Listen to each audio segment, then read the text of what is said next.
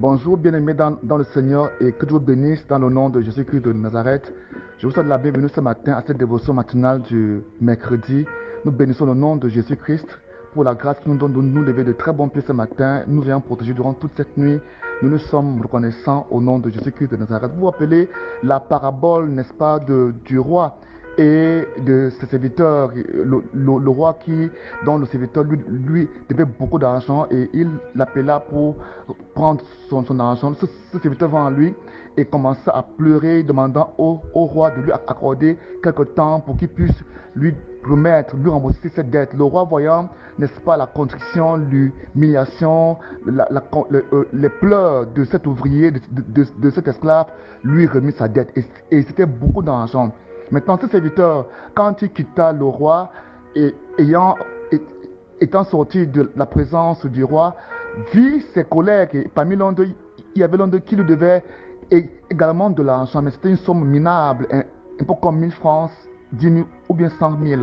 Alors il arrêta celui-ci et le fit mis en prison, le jeta en prison, jusqu'à ce que celui-ci lui paye tout son argent. Les autres serviteurs qui virent ça et qui assistèrent, n'est-ce pas, au fait que le roi lui avait remis sa dette, furent indignés, furent surpris, dépassés, furent, n'est-ce pas, étonnés d'un tel niveau de méchanceté. Comment ne pouvait-il pas faire la même chose? Comment ne pouvait-il pas pardonner à ce dernier alors qu'il venait, n'est-ce pas, de se faire pardonner pour une énorme dette qu'il devait au roi?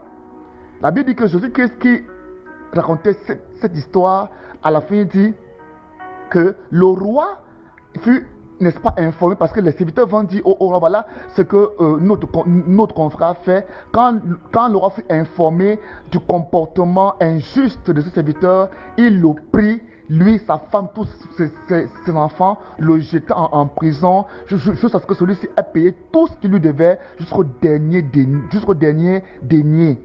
Et Jésus-Christ de renchérir en disant, c'est ainsi que mon Père céleste vous traitera si vous ne pardonnez pas de tout votre cœur à votre prochain. Ici, il est question de pardonner, mais ici, il est question de pardonner de tout son cœur. On peut pardonner, mais pas de tout son cœur, parce que beaucoup disent qu'ils pardonnent, mais quand ils voient la personne qui lui a fait du tort, il y a cela 3, 4, 5, 6 mois, 5 ans, la douleur remonte, la peine remonte, le mal remonte.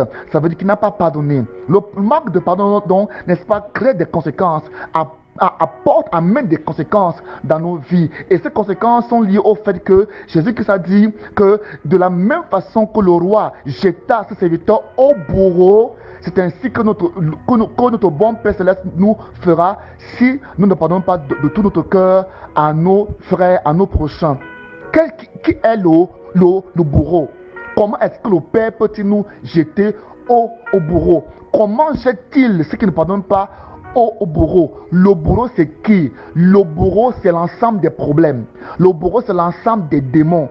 Le bourreau, c'est l'ensemble des maladies, des blocages qui assujettissent tous ceux-là qui vivent dans la haine, dans la mélancolie, dans le ressentiment, dans le manque de pardon. Écoutez-moi très bien. Lorsque vous vivez dans le manque de pardon, même votre organisme réagit par rapport à ça. Vos cellules, n'est-ce pas, commencent à sécréter des enzymes, des substances nocives, du poison qui va vous tuer à petit feu. Votre organisme complètement va réagir négativement et va créer des maladies dans votre cœur, dans vos poumons, dans vos reins, dans votre foie. Vous aurez des problèmes dans votre sang, dans vos os, à cause du manque de pardon. Beaucoup de personnes sont malades, sont couchées, et leur corps, n'est-ce pas, résiste au traitement. Leur corps résiste, n'est-ce pas, au traitement. Plusieurs personnes passent de délivrance en délivrance, vont d'église en église. On chasse le même démon depuis 10 ans parce qu'il ne veut pas pardonner. Il a de la peine à pardonner. Pardonner, c'est de Dieu.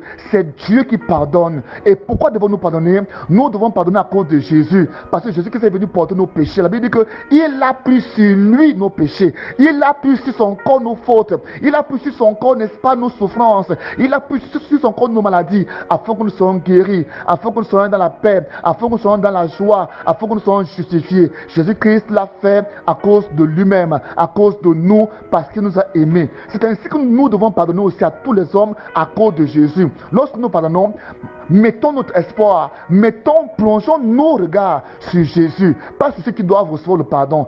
Personne ne peut mériter notre pardon. Le pardon n'est pas de l'ordre du mérite, le pardon est de l'ordre de la grâce, de la compassion. Alors ce matin, il faut comprendre que si tu ne pardonnes pas de tout ton cœur, ces maladies demeureront, ces problèmes demeureront, ces blocages demeureront, ces problèmes que tu subis demeureront, ces maladies, les démons qui viennent te bassiner toute la nuit demeureront. Plusieurs personnes font des rêves. Vous faites des rêves dans lesquels vous êtes poursuivis par les mêmes personnes. Vous voyez les mêmes personnes depuis 5-10 ans, depuis 5 ans, depuis 6 mois, tu vois les mêmes personnes. Ça veut dire tout simplement que tu as des problèmes avec ces personnes. Ça veut dire tout simplement que dans ton cœur, tu as ces personnes-là que tu tiens captives. Quand tu entends le manque de pardon, ton cœur devient comme une forteresse qui tient les âmes captives. Tu dois les libérer, tu dois les relâcher afin que toi-même tu sois libre. Beaucoup de personnes sont costauds, sont grasses à cause du manque de pardon. Pour d'autres, c'est le stress qui les fait maigrir à cause du manque de pardon. Alors, ce matin, Dieu veut que tu pardonnes.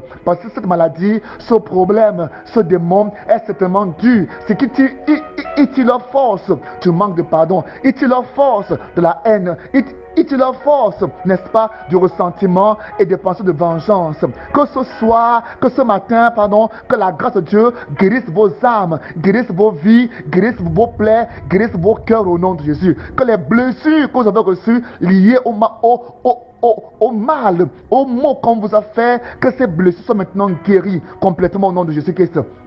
Que le Saint-Esprit, comme un baume, se répande dans vos corps, vos âmes, vos esprits, et qu'il guérisse, n'est-ce pas, ces blessures cachées, ces blessures internes, ces blessures qui font que lorsque vous voyez ces personnes, vous avez encore mal, que la grâce de Dieu vous accorde de pardonner et que vous soyez guéris. Père, je prie ce matin, afin que toi, Seigneur, qui allais à la croix en disant, Père, pardonne-leur, car ils ne savent pas ce qu'ils font. Enfin, je me souviens de Caïn. Caïn n'a pas dit de Abel. Abel n'a pas dit pardonne, il criait vengeance.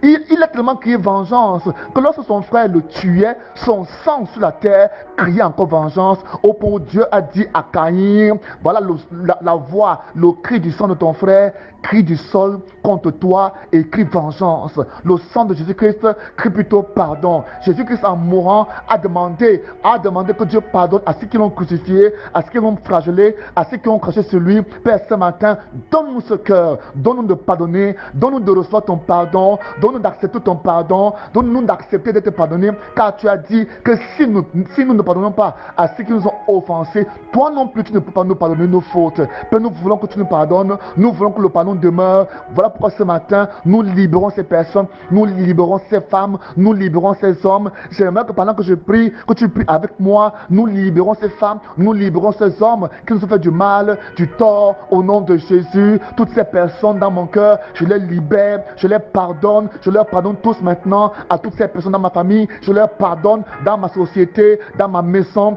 dans l'assemblée, dans laquelle je suis membre, je leur pardonne au nom de Jésus. Seigneur, merci. Maintenant que tu as pardonné, je vais maintenant prier pour toi. Éternel, je prie, afin que toute maladie, tout démon, tout problème de blocage lié au manque de pardon, les libère au nom de Jésus. Saint-Esprit, je prie que ta puissance, oh Dieu, soit relâchée maintenant pour libérer, pour délivrer, pour sauver, pour guérir, quelle que soit la maladie, quel que soit le problème, qu'elle soit incurable, mystique, j'ordonne que ces choses disparaissent, que ces choses vous abandonnent par la puissance du Saint-Esprit au nom de Jésus-Christ. Au nom de Jésus-Christ, cette femme qui n'accouche pas, depuis, tu tombes enceinte, l'enfant sort, l'enfant passe à cause de la haine. Ce matin, Seigneur, elle va concevoir, l'enfant naîtra, et tous les enfants qu'elle a eu à perdre, j'appelle ces enfants à l'existence, qui viennent en toi en jumeaux, au nom de Jésus-Christ. Je prie, oh Dieu, pour cette femme qui était malade, constamment malade, à cause, Seigneur, du manque de pardon. Dès maintenant, elle est guérie, car tu l'as guérie à la croix du Calvaire. Merci pour le cancer qui disparaît. Merci pour l'hépatite qui part. Merci pour les fièvres à hépatite qui sont lavées, qui sont lessivées par ta puissance.